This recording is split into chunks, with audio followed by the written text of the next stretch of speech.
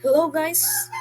Welcome back to my YouTube channel. So for today's video ay tatalakayin naman natin ang about the Facebook Business Suite or the Facebook Business Manager. So nandito na po tayo sa pangatlong step sa paggawa ng Facebook ads. So malapit na po tayo gumawa ng mismong Facebook ads. So bago tayo pumunta doon ay kilalanin muna natin or gumawa muna tayo ng Facebook Business Manager na makikita natin sa Business Suite. So what is Facebook Business Suite or Business Manager?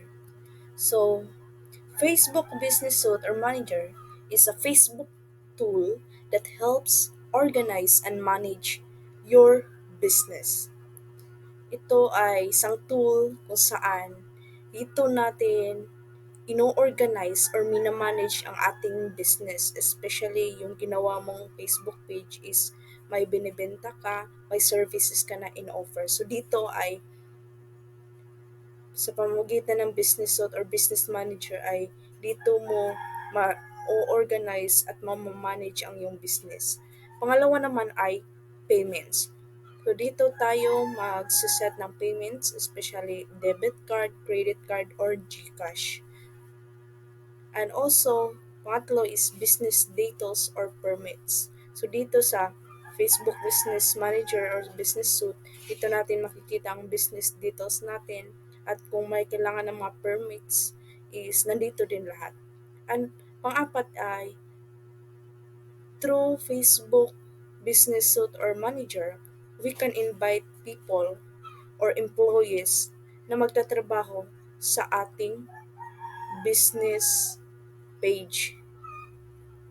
Pwede tayong mag-invite ng tao or employees na magmamanage ng ating business gaya ng ginagawa ng mga clients na nag-hire sila ng Facebook ads freelancer, nag-hire sila ng content creator, video editor. So pwede po tayong mag-invite ng people, mag-invite ng employees na magtatrabaho para sa atin.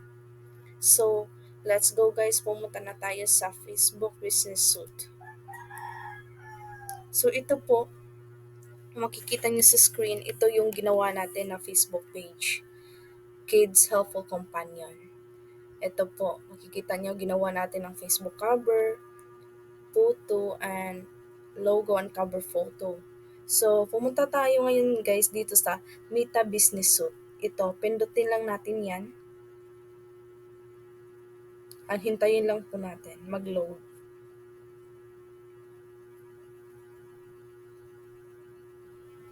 And guys, makikita nyo dyan, ito na yung pinaka-home ng business suite. At pumunta tayo guys, scroll na natin dito sa left side yung settings. Pindutin lang natin yung settings.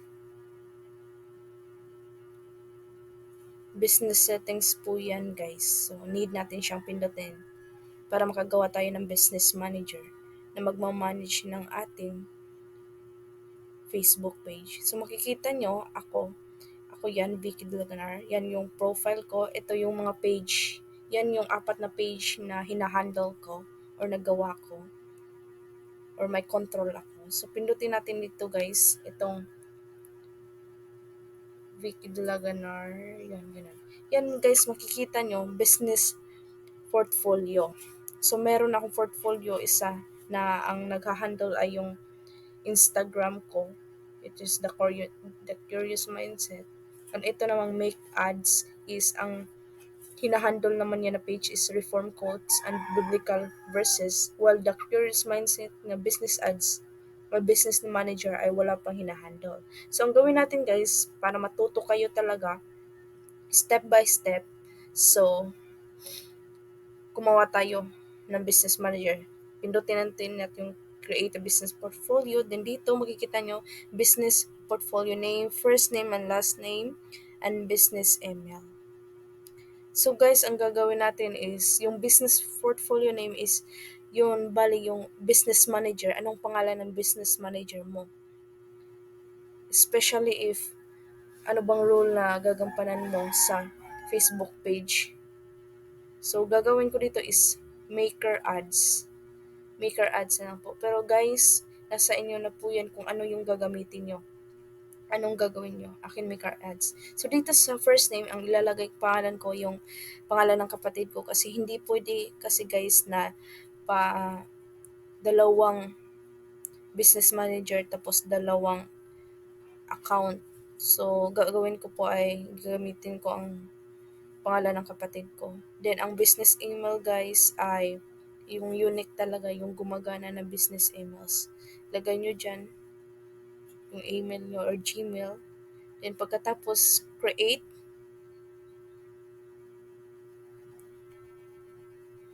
antayin lang po natin mag-load. Then, yan. Dyan guys, what do you want to claim into the business portfolio? Guys, yan, makikita nyo, pwede kong i-claim lahat yan. I mean, i-claim ko yung isa. Pwedeng i-claim ko yung tong entrepreneur mind, pero skip muna natin yan guys. Kasi tuturan ko kayo ng step by step talaga.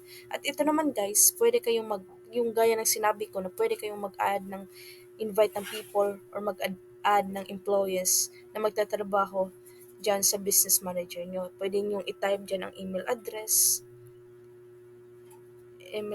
yung ita-type dyan guys. So hindi skip mo lang natin yan kasi hindi pa tayo pupunta dyan. Mamaya na guys, maiintindihan natin yan. Pwede nating skip yan. Then ito na po, meron na tayong business portfolio or business manager which is Maker Ads. Confirm lang po natin.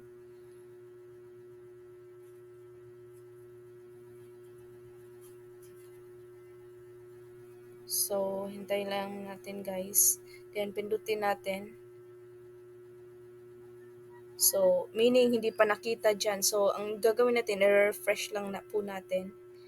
I-refresh lang natin para makita natin kung nagawa ba talaga yung business manager. So, ito na guys. Ito, kung makikita nyo dito sa right side, which is nakalagay Maker Ads PH.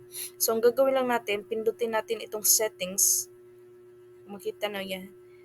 Pindutin natin yung setting, business setting din.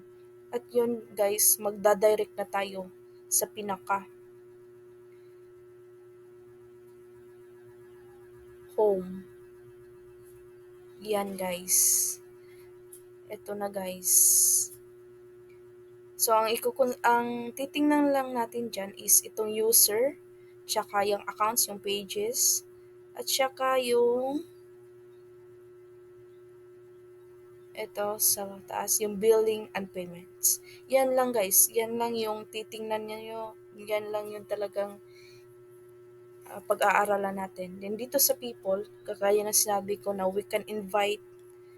So wala pa diyang nakalagay kasi nga hindi pa ako nag-invite or wala pa akong employees na ilalagay diyan. So pwede kayo, there are many ways para makapaglagay ka ng employees, which is pwedeng i-search yung pangalan diyan, or ito yung invite people. Pwede nyo pindutin yan. At dyan, pwede nyo ilagay ang email address ng tao or na tao na i-hire nyo na magtatrabaho para sa inyo. So, close lang natin guys. So, yun. Ito, nakita nyo na may sa people, meron na nakalagay na Victoria Dilaganar, which is yun yung may full control talaga. Yung kagaya ng ginawa ko kanina, na yung magmamanage niyan ay yung kapatid ko. Ginamit ko yung pangalan ng kapatid ko kasi hindi na pwedeng gamitin yung sa akin kasi meron na akong Facebook business manager na hinahandle. So, same pa rin guys. Kung gusto nyo mag-invite, ito lang yung pindutin sa invite people or search by name or email. Or mag-export kayo.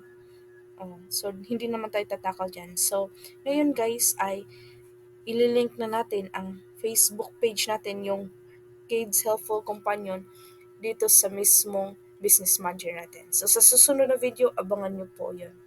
So, yun lamang po. Thank you.